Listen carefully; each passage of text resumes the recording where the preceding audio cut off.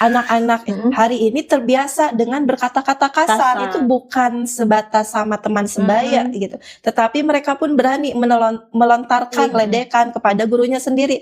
Kenapa hari ini banyak kekerasan atau kejadian-kejadian antara guru dan siswa ini terus meningkat?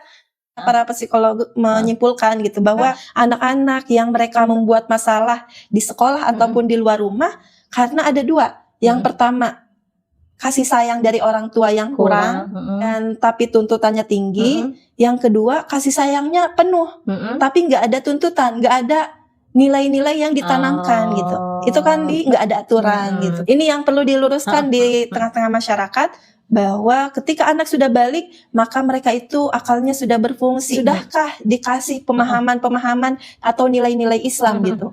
Jangan-jangan orang tua lupa atau abai bahwa di fase ini anak tuh ditanamkan nilai-nilai Islam. Islamnya. Kalau nggak ditanamkan dengan nilai-nilai Islam, maka siap-siap anak-anak kita menilai sesuatu itu dengan nilai yang lain. Dari mana anak-anak kita hari ini melihat gadget, kata-kata kasar, oh ternyata romantis ya pacaran, itu kan nilai bukan dari Islam gitu. Mereka melihat dari sosial media. Apakah ditanamkan nilai-nilai Islam bahwa ke guru tuh harus hormat loh nak gitu. Guru itu yang akan menyampaikan ilmu kepada kita. Guru ini penentu ilmu kita ini barokah atau tidak. Harus jadi kekhawatiran kita, jangan sampai keberkahan ilmu ini hilang gitu. Keberkahan ini kan kita tuh mudah mengamalkan, kemudian juga nanti Allah tambah lagi ilmu kita gitu. Iya, mudah mendapatkannya juga, mudah memahami juga. Dampaknya kalau dibiarkan terus menerus itu akan berbahaya ya Teh ya.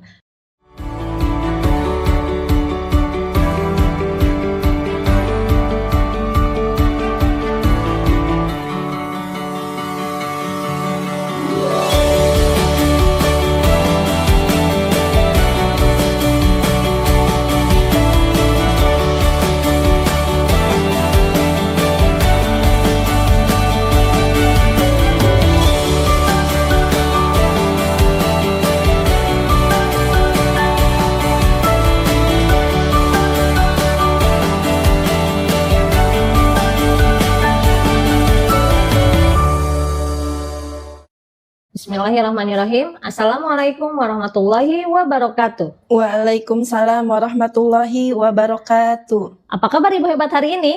Ibu hebat, generasi kuat, Allahu Akbar. Bismillahirrahmanirrahim. Ibu-ibu, alhamdulillahirrahmanirrahim. Allahumma sholli ala Sayyidina Muhammad wa ala ali Sayyidina Muhammad.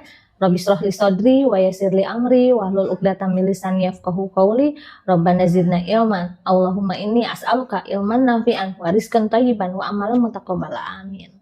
Ibu-ibu, kita ketemu lagi di kajian pekanan komunitas Ibu Hebat online ya. Kajian di YouTube komunitas Ibu Hebat.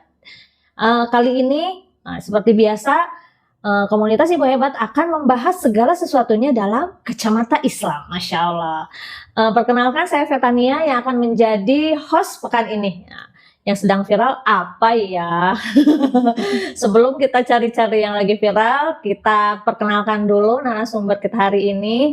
Favorit saya, Ibu Ratna Sumiati. Apa kabar? Alhamdulillah sehat ya Peta. Alhamdulillah Bogor hari ini cuacanya cerah. Iya, alhamdulillah lagi cerah ya. Biasanya dari pagi ke malam lagi sendu banget, hujan lagi. Kalau aku manggil Bu Ratna, Teh Ratna ya, teman-teman. Seperti biasa ini kita selalu ada kejadian kalau di sosial media tuh selalu ada aja yang jadi FYP atau viral ya. Nah, yang kalau viralnya yang bagus-bagus misalnya gitu ya, teladan-teladan dari influencer gitu ya, oke lah gitu kan. Tapi ini biasanya kalau lagi viralnya yang nggak bagus-bagus, nah rasanya harus kita bahas. Nah, ini yang bukan peran ya, kita mengambil ya peran di situ nih komunitas Ibu Hebat. Bagaimana sih dalam perspektif kacamata Islamnya kalau dibahas gitu. Jadi kemarin itu ya Teh, sebenarnya banyak berita-berita tentang guru dan murid, perseteruan ya. Tapi yang menarik perhatian tentu yang mana ibu-ibu? Yang di mana? Ayo, kau bisa tebak? Iya benar, yang di Jambi kemarin. Ya Allah, apa tuh namanya, shock bener. Sebenarnya, semakin ini ya naik levelnya, bikin kita kagetnya Iya. makin ini ya, bikin kagetnya makin ngejeduk gitu kayaknya. Eh, Awalnya karena ada guru yang dikeroyok murid ya. Iya, betul. Terus ini kok guru kayak tawuran ya gitu Oh, iya. istilahnya. Jadi Terus korban. terus kemudian gurunya mencoba untuk melepaskan diri dari keroyokan, ngeluarin parang. Anu tolong atuh gitu ya, apa nggak takut apa anak-anak muridnya kena gitu istilahnya, dalam situasi yang sepelik apapun yang namanya guru ya gitu. Maksud aku pasti mikirin dong murid-muridnya, itu kata saya. Ya, terus banyak klarifikasi terjadi nih, dari gurunya seperti apa teh, terus muridnya seperti apa, dari kacamata muridnya bukan cuma satu, banyak gitu. Terus bukan dari pelaku tapi dari teman-temannya juga, wah banyak tuh ya. Nah, tapi kayaknya nggak nyambung teh gitu ya, dari klarifikasi soal gurunya, dari klarifikasi dari sisi muridnya juga rasanya nggak nyambung. Rasanya bagi saya sendiri gitu ya, ini harus percaya yang mana gitu. Tapi terlepas dari semua itu ya, misalnya yang murid merasa benar, yang guru juga merasa benar gitu kan, perilaku ini gitu loh, guru dikeroyok murid dan guru yang misalnya tidak santun kepada murid, yang tidak menyayangi atau perilaku tidak menyayangi muridnya, tidak banget gitu loh. Menurut kita ya, kok gini amat ya teh ya, Iya, gitu betul. ya. Kaget gitu loh maksudnya. Terus ada istilah memaklumi karena itu mah sekolah SMK, nggak ada hubungannya. Iya. Karena sekarang cerita-cerita untuk perseteruan guru dan murid itu nggak di SMK aja, bukan levelnya SMA lagi, bahkan SMP ada, bahkan anak SD juga ya gitu. Kalau misalnya ngomongin gurunya sekarang seolah-olah kayak ngomongin temennya, ngejelek-jelekin temennya sendiri, kan miris banget nih teh. Ini menurut Teh Ratna nih ya, dengan pemahaman Teh Ratna yang Teh Ratna pelajari selama ini di komunitas Ibu Hebat, gimana nih? Mangga. Tentu ini ya Teh ya, kita langsung aja ya. Iya, mangga silahkan kita langsung. Tentu dengan melihat kejadian guru di Jambi yang Iya betul. itu dipukuli rame-rame, dikeroyok, ini membuat orang tua, terutama orang tua hebat di rumah juga merasakan hal yang sama ya, miris gitu. Iya. Bahkan sampai ada yang membandingkan di zaman Kita mah dulu 90-an, 80-an, zaman kita kecil dulu mah. Kita dulu mah di apa-apain sama guru juga ya udah gitu ya. Nah, berarti kan ada nggak berani pergeseran ngelawan, ya, nggak berani ngelawan. Di sini ada pergeseran apa ya? Takzim atau hormat kepada guru gitu ya. Kita juga tidak membenarkan kekerasan di sekolah, baik guru terhadap siswa maupun siswa kepada guru. Di sini yang perlu kita lihat adalah ada yang perlu diluruskan di dunia pendidikan kita gitu ya. Kenapa? Karena kejadian kekerasan antara guru dengan murid itu tuh ada peningkatan dari tahun ke tahun, bahkan ada aja ceritanya ya Teh ya? Iya betul. Kalau kita scroll di sosmed atau buka berita itu nggak hanya di Jambi gitu, di kota-kota besar lainnya pun ada gitu. Iya, bahkan betul. yang paling ramai itu di akhir 2025 kasusnya yang daerah Tangerang ya, apa Banten gitu yang kan, mana, Teh? yang anak SMK itu ngeiniin kepala sekolahnya gitu. Iya, itu juga kan rame gitu ya. Jadi perseteruan antara guru sama siswa termasuk kekerasan di dalamnya ini tuh meningkat dari tahun ke tahun gitu. Seolah-olah hal yang biasa jadinya. Nah, di sini berarti kan ada apa gitu ya. Iya, Teh. Termasuk di sini peningkatannya itu dari 2023 yang asalnya 285 kasus di tahun terakhir 2025 ya Teh ya, tahun 2025 itu jadi 641.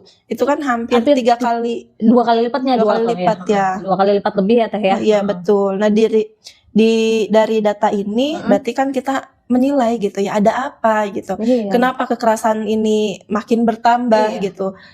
Kemudian dari cerita-cerita yang kita lihat versi siswa, versi guru, ini akhirnya kan kita menilai kenapa hari ini siswa-siswa kita ini sangat mudah terprovokasi ataupun sangat mudah untuk marah kemudian memukul gitu. Ini kan ada yang tidak beres di anak-anak kita gitu. Ada yang tidak Padahal terinstall ya, jangan-jangan. iya betul. Padahal secara usia kalau dalam Islam ya usia SMA itu kan 17-18 tahun ya. Itu idealnya anak tuh sudah sempurna akalnya gitu. Sudah dewasa Sudah ya, Teh? dewasa, sudah bisa memilah ini baik, ini buruk gitu.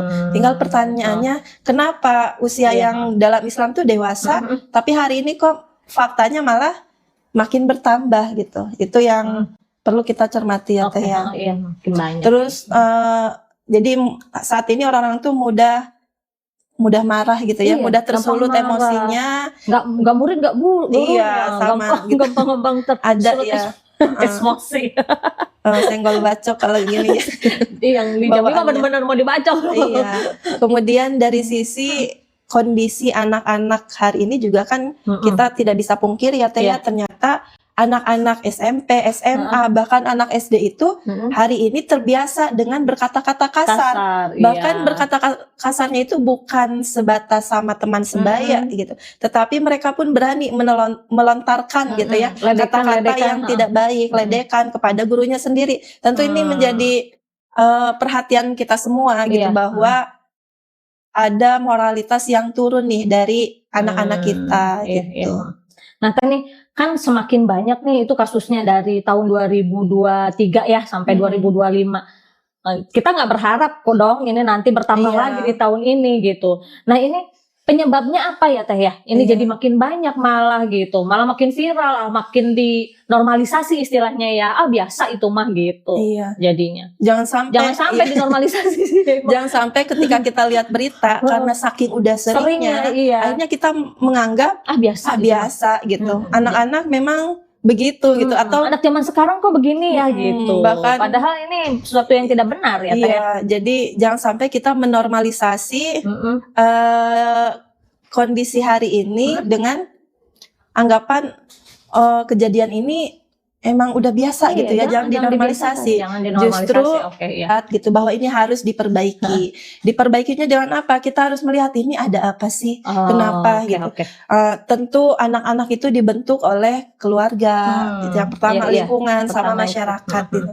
Di dalam diri anak kita itu, termasuk diri kita, itu Allah kasih yang namanya fitrah. Fitrah dari Allah itu ada hajatul udwiyah, ada goriza, ada akal. Gitu. Ini fitrah dari Allah yang ini ada yang memang harus segera dipenuhi, ada yang bisa ditunda gitu. Kalau fitrah akal berarti fitrah bahwa kita ini manusia yang berpikir, kita bisa melihat, bisa memilih mana sih yang baik, mana sih yang buruk gitu. Kapan anak bisa akalnya ini berfungsi dengan sempurna? Itu ketika anak usia 9 sampai 15 tahun itu udah berfungsi. Jadi sudah disebut dewasa. Itu dalam Islam ya. Jadi anak sudah dewasa itu tandanya dari mana? Kalau anak sudah balik, maka secara biologisnya dia sudah matang. Secara akalnya itu biasanya 1 tahun dari anak haid atau mimpi baru akalnya udah siap gitu.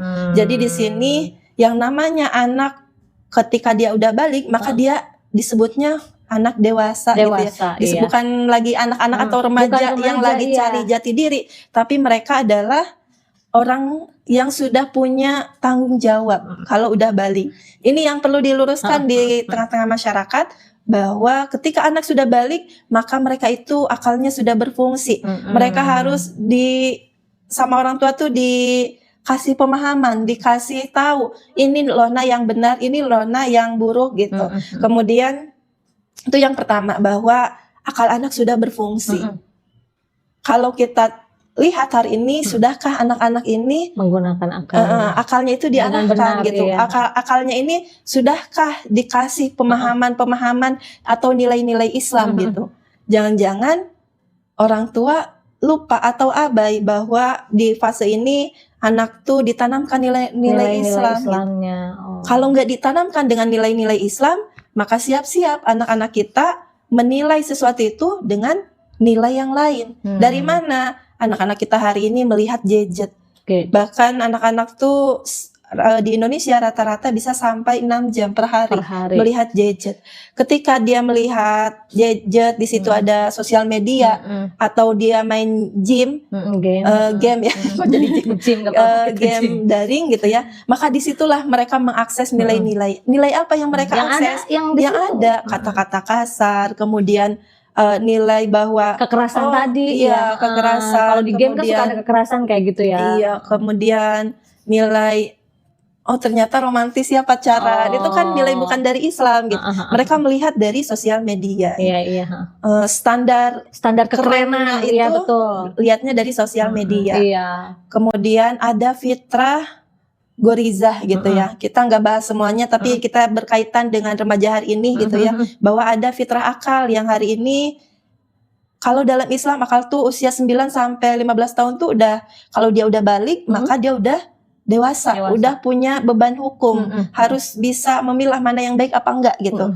Tapi hari ini di sistem sekuler kapitalis, anak-anak tidak dipahamkan dengan Islam. Akhirnya mereka nyari di sosial media gitu. Kemudian yang kedua terkait gorizah bako. Jadi ada dalam diri kita dan juga anak-anak kita ini adalah gorizah bako. Apa itu gorizah bako? Yaitu naluri mempertahankan diri atau eksistensi, diakui keberadaannya. Ini di mana diasahnya, dipenuhinya, tentu dari keluarga dulu. Apakah gorizah bako ini dipenuhi? Apakah orang tua ini sudah memenuhi aku nih diakui loh keberadaannya. Itu bisa dimulai dari mana? Bahkan dari kandungan gitu. Dari bayi. Ketika seorang ibu ngeganti popok dengan penuh cinta, penuh kasih sayang. Ade pipis ya, ompol ya. Sini mama ganti. Jadi itu anak secara meskipun mereka masih bayi, tapi mereka merasakan, aku diakui.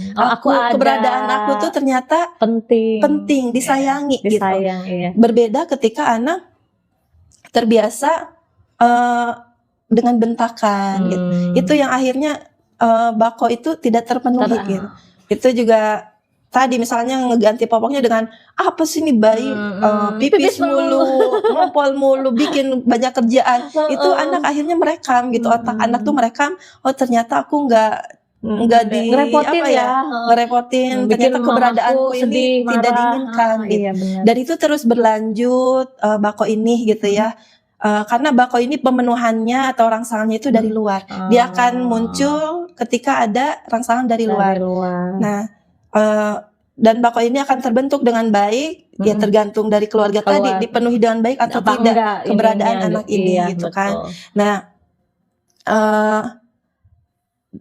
bako gitu, bako ini tadi penampakannya seperti apa? Kalau ada anjing mau ngejar kita langsung bawaannya pengen lari gitu. Nah, itulah bako, mempertahankan diri. Naluri ingin kita ini tuh bertahan di lingkungan apapun hidup, gitu ya. Ingin diakui keberadaan kita gitu.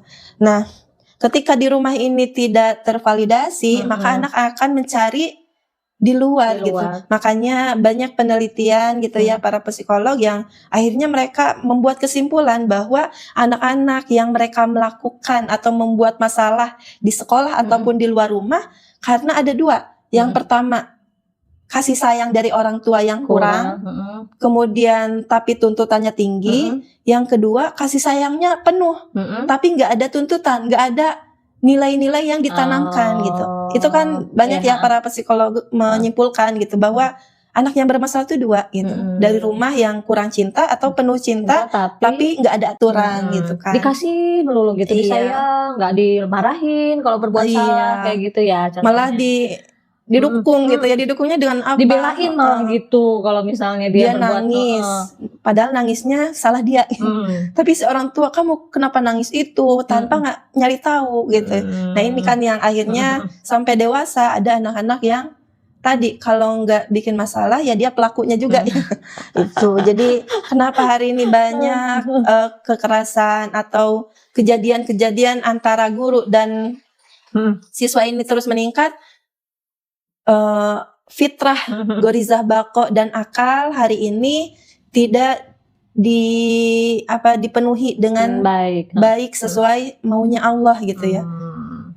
Dipenuhinya dengan apa? Ya anak-anak Sosial hari ini media. tumbuhnya dengan Sosial media. gadget sosial media gitu. Iya. Akhirnya penampakan anak-anak hari ini tadi berkata kasar itu normal gitu. Betul. Banyak gitu ya kita melihat anak-anak yang manggil sesama temannya aja bodoh-bodoh gitu. Sampai akhirnya kan, nah kamu ibunya nggak akan suka loh kamu panggil dia bodoh. Dia punya nama gitu. Anaknya sampai melongo gitu kok ada ibu yang Iya. ngasih Biasa tahu aja gitu. kali gitu kan. Biasa aja Iya. kali gitu kan. Bahkan dianggapnya kan keren ya sekarang karena apa? Karena para influencer yang mereka senangi gitu ya, pemain game itu kan kalau kita dengerin itu bahasanya luar biasa. Kalau lagi main game gitu. tuh begini yang Iya. Jadi anak-anak kita dibentuk oleh keluarga, lingkungan hari ini pun ya menormalisasi Iya, kata-kata kasar. Padahal kalau kita back to Islam nggak ada itu kata-kata kasar itu. Tidak merangsang akalnya dengan baik ya Teh ya. Iya. Jadi apa namanya itu Tidak terus ditanamkan nilai-nilai Islam. nilai. Jadi cuma ditanamkan bakoknya yang salah juga Iya. gitu istilahnya ya. Jadi kayak di apa tuh bakoknya dirangsang bakok. tapi dengan cara yang salah gitu. Iya. Jadi kayak semacam disulut aja emosinya gitu Iya. istilahnya ya. Tambahannya kalau hari ini kan kita hidup tuh bukan di sistem Islam ya. Pendidikan kita pun landasannya bukan pakai kurikulum Islam, kita pakai kurikulum merdeka gitu ya. Yang di situ siswa tuh diarahkan untuk berekspresi kreatif gitu ya, bebas belajar gitu. Nah di sini padahal gitu ya di sistem hari ini mereka memandang remaja itu adalah fase yang apa tuh namanya bergejolak, lagi mencari jati diri, sehingga ketika mereka membuat masalah ya itu wajar proses pendewasaan. Padahal kalau balik ke Islam nggak ada namanya remaja membuat salah itu normal, nggak ada gitu, karena ketika dia udah balik tidak ada dia memikul tanggung jawab gitu, dia harus bertanggung jawab dalam setiap kesalahannya. Ketika dia melanggar aturan, misalkan ada aja ya anak-anak yang mereka mencuri, kemudian menggunakan narkoba, itu masuknya kalau sekarang itu ke rehabilitas ya. Padahal kalau secara hukum mereka sudah dewasa, bukan diringankan tapi mereka harus dididik gitu. Harus dihukum dengan cara dewasa ya Teh ya. Iya, jadi dari sisi tadi ya akalnya disentuh, apakah ditanamkan nilai-nilai Islam bahwa ke guru tuh harus hormat loh, nah itu guru itu yang akan menyampaikan ilmu kepada kita. Guru ini penentu ilmu kita ini barokah atau tidak. Barokah di sini Allah tambah ilmu kita. Allah mudahkan kita melaksanakan ilmu yang kita dapat. Gitu. Tapi kalau Allah nggak ridho gitu ya, maka hilang keberkahan ilmu. Ini yang ditanamkankah atau tidak kepada anak-anak? Yang terjadi malah sebaliknya ya, malah betul. Orang tua akan marah ketika gurunya mendisiplinkan atau menegur gitu ya. Iya, kalau zaman dulu kita cerita-cerita ke orang tua kita yang dimarahin dulu. Iya, baru-baru berani cerita.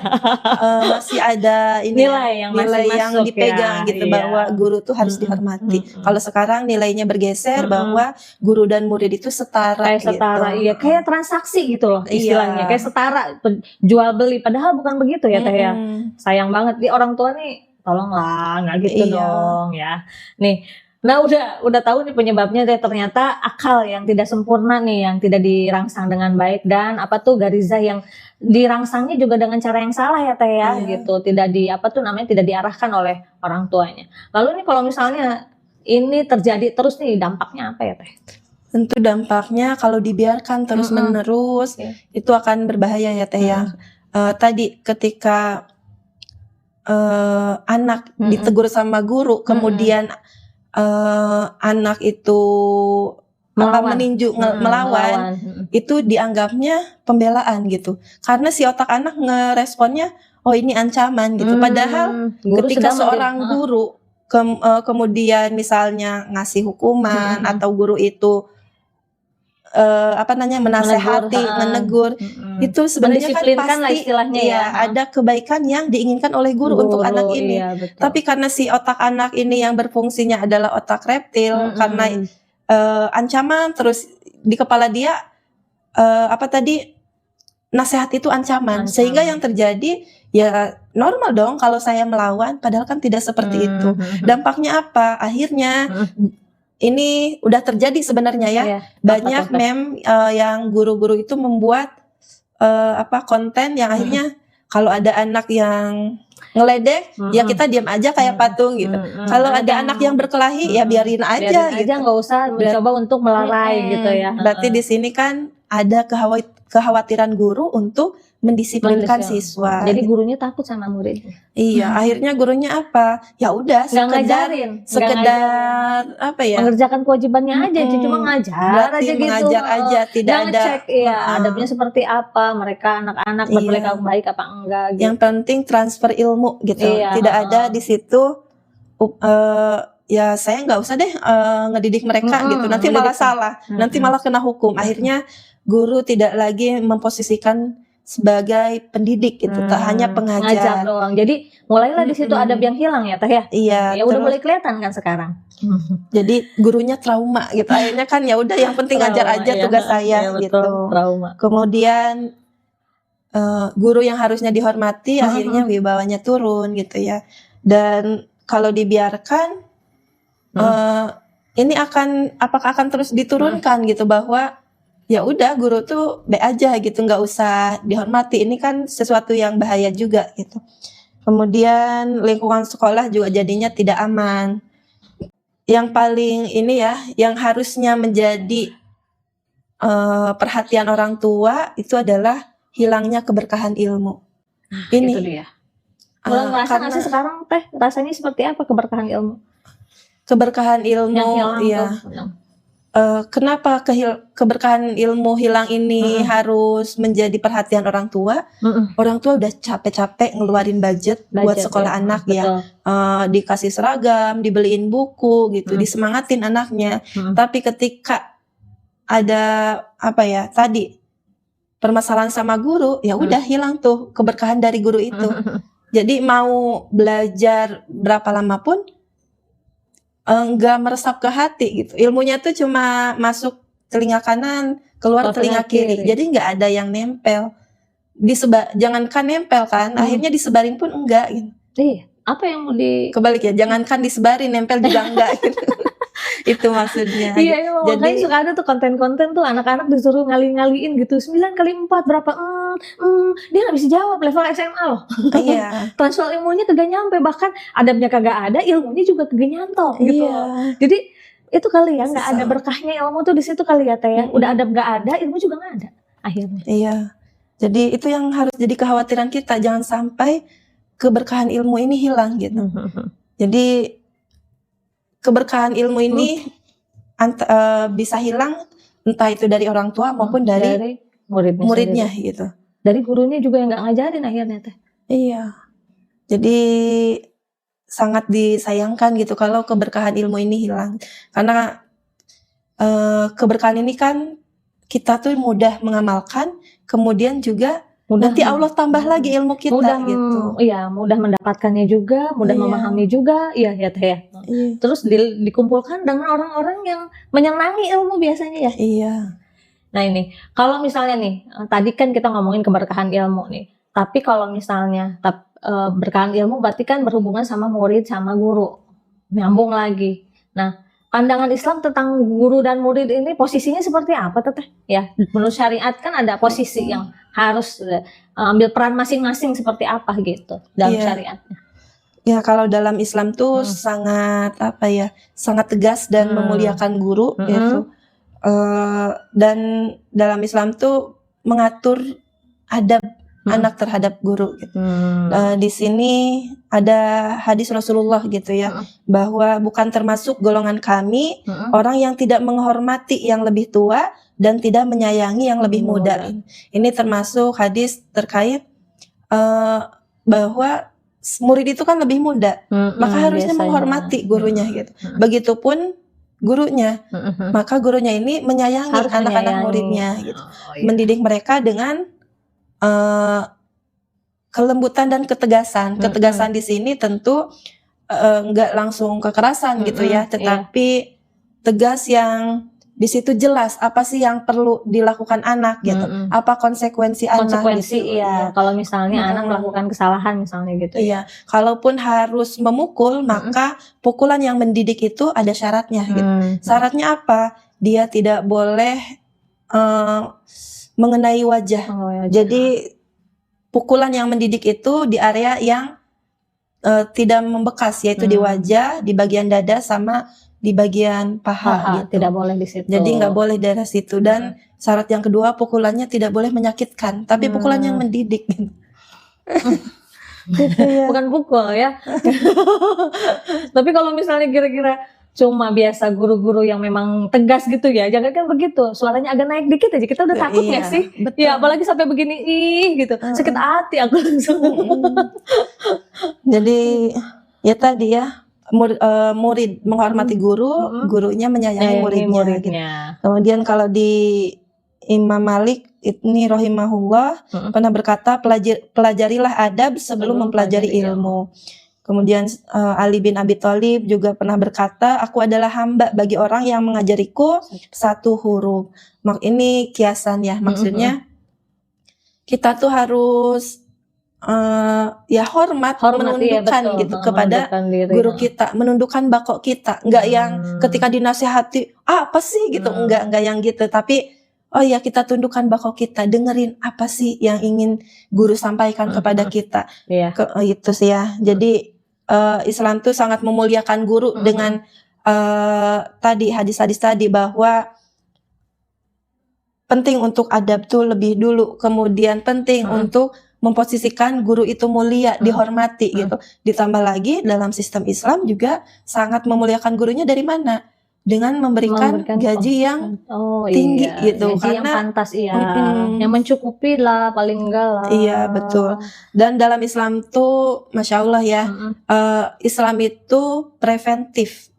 Jadi solusinya itu adalah pencegahan. Jadi sebisa mungkin tidak ada kejadian yang seperti itu gitu ya. Jadi maksudnya tuh dalam Islam sangat kecil kemungkinan adanya perseteruan antara murid dengan guru. Kenapa? Karena dalam Islam punya aturan yang menyeluruh, yang di situ itu tuh pencegahan. Di situ ada pemeliharaan gitu. Muridnya akan mencintai gurunya, hormat gitu. Dorongannya apa? Dorongannya karena Allah yang memerintahkan. Gurunya akan sayang pada anak murid gitu. Dorongannya karena apa? Karena Allah memerintahkan. Aku harus menyampaikan ilmu Allah ini dengan penuh kasih sayang, agar anak-anak ini menerima dengan cinta juga gitu. Nah, kalaupun ada sanksi dalam Islam itu solusi terakhir gitu. Jadi masya Allah gitu, dalam Islam itu sangat mengedepankan adab. Sebelum belajar ilmu, maka belajar adab dulu. Bahkan ulama di zaman dulu tuh melakukan itu. Kalau mau belajar ilmu, mereka belajar adabnya tuh bertahun-tahun dulu. Baru ilmunya. Iya. Aduh, masya Allah. Aduh, ini baru segini nih. Banyak banget kita salahnya, banyak banget koreksinya untuk murid dan guru sekarang ya Teh ya. Iya. Lalu, nah kita harus, kalau misalnya banyak masalah, berarti harus ada solusi Teh. Nah ya, kita tentu tidak mau kejadian guru dan murid tanpa adab ini, guru yang tidak menyayangi muridnya, murid yang tidak beradab pada gurunya. Nih, kita nggak mau nih kejadian lagi nih ya. Baik itu kejadian jangan sampai ke anak kita, jangan sampai ke anak-anak yang lain di luar sana. Karena yang di luar sana juga anak-anak kita Teh ya, adik-adik kita juga semua, guru-guru kita, teman-teman kita semua, keluarga kita. Satu komunitas negeri ini gitu ya. Gimana nih solusinya biar kejadian ini nggak terulang nih? Kalau misalnya dalam syariat pasti dong ada solusinya gitu. Seperti apa Teh? Dalam Islam itu ada solusi yang menyeluruh ya. Dan solusinya itu benar-benar menutup celah terjadinya perselisihan antara guru dan murid gitu. Jadi Islam tuh sebelum terjadi udah ada aturan gitu, bukan nunggu kejadian dulu baru dibuat aturannya. Ada aturannya gitu. Di Islam apa yang bisa dilakukan gitu. Betul, karena anak ini dibentuk oleh keluarga, lingkungan dan masyarakat, tentu kita akan berbicara lingkungan ini ya tadi. Terkait yang membentuk anak-anak pembentuk tiga tadi. Berarti yang pertama keluarga. Apa yang bisa dilakukan oleh keluarga? Yang pertama adalah orang tuanya dulu gitu. Kita Orang sebagai tuanya orang tua. Ya, oke. punya mindset dulu. Mindset apa? Bahwa ketika menyekolahkan anak, maka sekolah, guru itu adalah partner mendidik anak. Kolaborasi gitu ya, partner gitu. Bukan bisnis gitu. Oke. Kenapa harus ada mindset seperti ini? Pertama karena pendidikan anak ini sebenarnya adalah tanggung jawab orang tua. Hanya saja ada beberapa ilmu yang, bahkan banyak ilmu yang orang tua ini aku nggak mampu ngasih ke anak gitu kan. Akhirnya apa? Kita butuh guru untuk mengajarkan kepada anak. Orang Kita lain. butuh guru untuk mengajarkan ilmu yang kita nggak bisa kasih gitu kan. Akhirnya kita sekolahin nih anak kita. Maka mindset kita adalah ini sekolah partner saya untuk mendidik anak saya menjadi lebih baik, jadi solih gitu. Nah, mindset ini akhirnya apa? Bukan transaksional gitu, bukan yang saya udah masukin sekolah ya, udah bayar gitu misalnya. Kalaupun gratis, kan udah dibayar sama pemerintah gitu. Kenapa anak saya begini-begini? Bukan menuntut, tapi yang ada ketika anak bermasalah, maka yang akan dilakukan orang tua adalah evaluasi. Ada apa nih? Anak itu kan peniru ulung ya. Ketika anak melakukan kesalahan, jangan dulu nyalahin orang lain, tapi bukan nyalahin kita juga, tapi introspeksi diri kita. Ada apa nih yang kurang dari orang tua gitu. Jadi dengan mindset ini, guru juga akan dihormati oleh orang tua, karena orang tua melihatnya, oh ini tuh partner saya, partner mendidik anak saya. Posisinya berarti kan yang namanya partner sama gitu ya. Dan kita juga butuh guru ini untuk mendidik anak-anak kita. Disitulah orang tua tuh perlu menghormati gitu. Kita bisa berkaca ke kisahnya orang tua di zaman Syekh Abdul Qadir Al-Jailani gitu ya, di mana ketika satu prasangka buruk saja, satu prasangka buruk orang tua terhadap guru, maka hilanglah keberkahan ilmu itu gitu. Di mana orang tua ini gitu kan pernah mendapat kabar dari tetangganya Syekh Abdul Qadir Al-Jailani gitu. Kata tetangganya, kamu tahu nggak gitu, anakmu disekolahin di situ, itu kalau makannya tuh bekas sisa syekhnya tuh. Terus mereka tuh suka ngebersihin rumah syekhnya gitu kan. Akhirnya orang tua ini ngerasa kesal, ih anak saya kan saya masukin ke situ buat belajar, kenapa malah dijadiin bantu-bantu gitu. Akhirnya si orang tua ini datang ke syekhnya tanpa konfirmasi, wahai syekh, aku mau ambil anak aku mau ajak pulang, aku kesini nitipin anak buat anakku belajar, tapi kenapa malah disuruh-suruh begini? Akhirnya ya silahkan, kata syekhnya. Pas sudah dipersilahkan, di perjalanan ayah ini bertanya ke anaknya, dan setiap ditanya anaknya mampu menjawab gitu. Akhirnya ayahnya heran, loh nak, kok kamu bisa sih ngejawab apa yang aku tanya gitu? Bukannya kamu nggak belajar di sana, bukannya kamu hanya disuruh-suruh gitu. Wahai ayahku, tidak seperti yang kau bayangkan gitu.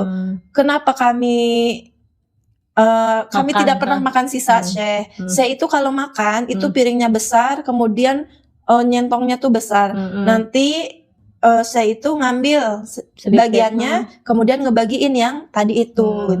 Biar apa? Karena kami sering rebutan gitu. Kami sering rebutan buat dapet keberkahan dari makanan saya. Akhirnya saya melakukan itu. Kemudian kenapa kami membersihkan rumah saya? Karena kami membuat jadwal, karena kami itu suka rebutan. Sampai pada akhirnya ada yang terjatuh dan dia terluka. Akhirnya kami, ya udah kita bikin jadwal gitu ya, bahasa kitanya. Akhirnya buat jadwal, bersihin rumah syekh gitu. Dan kami ridho gitu. Akhirnya si ayah ini menyesal gitu dan ingin mengembalikan ke Syekh Qadir Abdul Qadir Al-Jailani gitu. Ketika dikembalikan, kata syekhnya, oh tidak bisa gitu. Bukan karena aku nggak mau gitu, tapi sesungguhnya keberkahan ilmu dariku sudah Allah cabut. Jadi si anak ini kalau mau belajar ke Syekh Abdul lagi udah nggak ada keberkahan gitu. Karena apa? Prasangka orang tua. Jadi di sini mindset orang tua, guru itu adalah partner mendidik anak. Hormati guru. Jangan ada prasangka yang tidak-tidak, karena prasangka yang buruk sedikit pun itu justru akan menghilangkan keberkahan ilmu anak kita. sedih ya kalau Iya, ngebayangin sedih. itu gitu. Yang kedua, apa yang bisa dilakukan oleh keluarga gitu, tanamkan cinta gitu ya, tanamkan dengan cinta terkait pentingnya menuntut ilmu. Gitu. Oh. Kenapa harus dengan cinta? Karena tahapan mendidik anak itu harus diawali dengan penuhi kebutuhan cinta anak cintanya. dulu. Iya. Dipesonakan Cintai ya, sama dulu gitu cintanya ya. gitu. Jadi Kalau biar di- ilmunya masuk. Kalau di komunitas Ibu Hebat kan memenuhi tabung cinta itu dengan SKMDH 3 ya. Senyum, katakan cinta, SKM, muliakan. Dengan memanggil nama yang baik. Jangan anaknya cabi, gendut, Sebenarnya. akhirnya endut-endut gitu. Padahal anaknya namanya bagus gitu ya, Julaiha. Julaiha. Kemudian SKMD-nya doakan.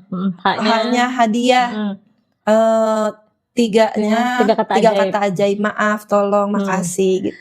Nah, jadi tahapan apapun berikan cinta dulu, penuhi tabung cinta anak. Baru setelah itu kita tanamkan pentingnya menuntut ilmu. Nilai-nilai iya. adabnya masuk gitu ya. Tanamkan tentang ilmu gitu ya. Nah, kamu menuntut ilmu ini dalam rangka menjalankan kewajiban Allah gitu. Allah yang memerintahkan nah gitu. Kamu belajar ilmu dunia itu pun berpahala gitu. Karena Allah yang memerintahkan. Wajib bagi kita ini menuntut ilmu gitu. Thalabul ilmi faridatun ala kulli muslimin wal muslimah gitu. Itu kan hadis ya, bahwa wajib menuntut ilmu bagi muslim maupun muslimah gitu. Setelah ditanamkan gitu ya, ditanamkannya kapan? Dari sejak kecil dan terus berkelanjutan, jangan diputus-putus gitu. Kan udah waktu SD jangan gitu. Kita harus sering ngingetin gitu ya, ngingetin ke anak di SMP. Ingat ya nak ya gitu, kalau nuntut ilmu tuh karena Allah yang memerintahkan. Di situ ada kewajiban gitu kan, di situ kewajiban. Kemudian Allah muliakan orang-orang yang berilmu gitu. Terus ketika udah pentingnya nuntut ilmu, apalagi ajarkan takzim terhadap guru. Takzim ini maksudnya adalah memuliakan guru. Memuliakan guru itu dengan apa?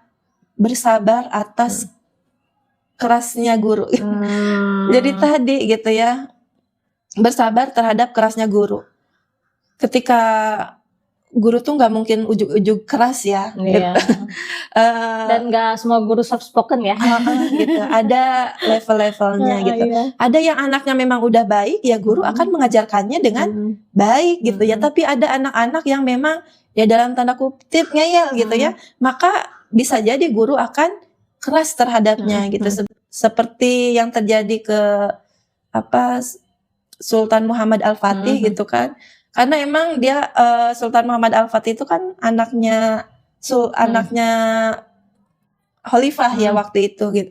Jadi ya ada bako di situ yang ya aku kan anaknya Khalifah, siapa yang berani gitu kan. Akhirnya ayahnya itu nyari guru yang keras gitu. Nah, Syekh itu tuh ketika Muhammad Al-Fatih diingetin kan kalau kamu disiplin, belajarnya baik gitu. Aku akan mengajar dengan baik, tapi kalau kamu gak disiplin, gak baik, ya aku akan keras terhadapmu. Malah ketawa gitu ya. Ya di situ karena dalam rangka mendidik, ya saya memukul tangannya gitu. Yang memang dalam rangka mendidik gitu. Sampai sultannya tuh keinget, kenapa ya aku dulu dipukul gitu. Di situ ada tujuan gitu bahwa dalam rangka mendisiplinkan, dan yang kedua karena Muhammad Al-Fatih ini kelak akan menjadi khalifah, di situ saya itu ternyata ada tujuan, jangan sampai engkau menzolimi orang lain. Itu ada maksud di situ tuh pas baca, masya Allah ternyata ada tujuan lain gitu. Selain mendisiplinkan, yang kedua saya pengen ngajarin kamu tuh jangan sampai menzolimi rakyat. Karena dizolimi tuh nggak enak gitu. Kamu aja dipukul tanpa alasan. Nggak suka. Keinget sampai gede kan, sampai akhirnya nanya, wah Aisyah kenapa dulu kamu mukul tanganku gitu. Nah di situ akhirnya dia tahu, oh ternyata zolim itu sesuatu yang tidak enak gitu ya. Nah itu contoh gitu ya, bahwa tanamkan takzim kepada guru, termasuk sabar dalam menghadapi guru. Ini biasanya anak-anak skripsian ya. Ini guru-gurunya masya Allah gitu kan. Nah disitulah sabar dalam menghadapi guru. Gitu. Revisi lagi gak beres-beres. Tadi ketika guru menasehati ya bersabar. Pasti nasihat guru itu yang terbaik untuk kamu. Gak ada guru yang menginginkan keburukan buat muridnya. Ini yang orang tua harus tanamkan kepada anak-anak. Nah, kalau misalnya guru ngasih tahu, didengarkan ya nak ya. Pasti gurumu itu pengen yang terbaik buat kamu. Selama itu tidak bertentangan dengan syariat Allah gitu. Betul. Jadi memuliakan guru ini bersabar terhadap kerasnya pendidikan guru. Kemudian tadi tidak di kitab Ta'limu Ta'lim itu ada tidak boleh duduk di tempat guru. Kebayang ya dulu zaman kita suka enak-enak aja gitu ya duduk di tempat guru gitu. Paling Ternyata kursinya. kita nempatin bercanda sama teman. Ternyata pas baca buku Ta'limu Ta'lim di situ Tidak boleh. tidak boleh kita duduk di tempat guru. Itu juga kita kasih tahu ke anak-anak. Nah, jangan ya menduduki tempat gurumu kecuali memang gurumu yang memerintahkan gitu. Kalau lewat guru pun itu kita ajarin. Harus gimana teh? Kalau secara Ta'limu Ta'lim itu tuh kalau guru di depan kita nunggu dulu gurunya. Lewat.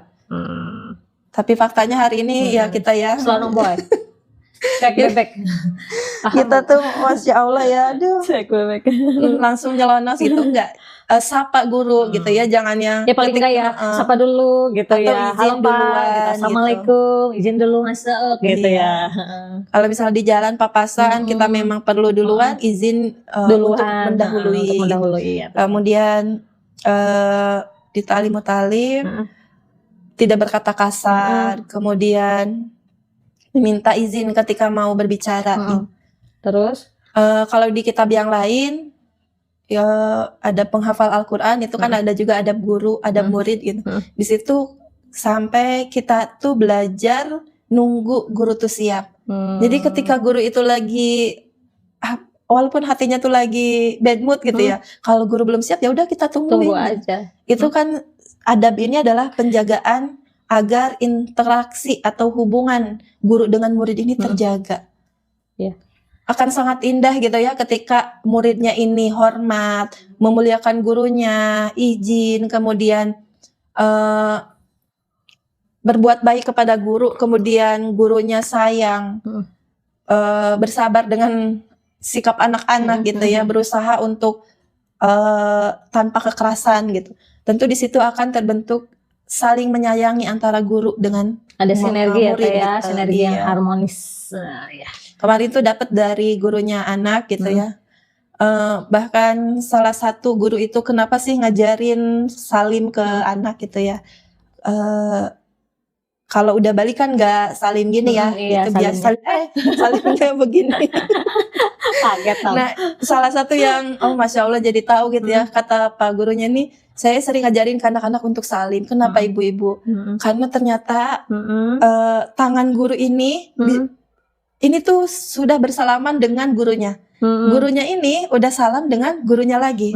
Gurunya ini udah salam sama gurunya. lagi. Kalau ditelusuri bisa sampai ke tangannya Rasulullah gitu. Jadi Jadi kebayang ya, masya Allah. Jadi kita nyium tangan guru anak kita lewat anak kita. Ya, benar Iya. nggak?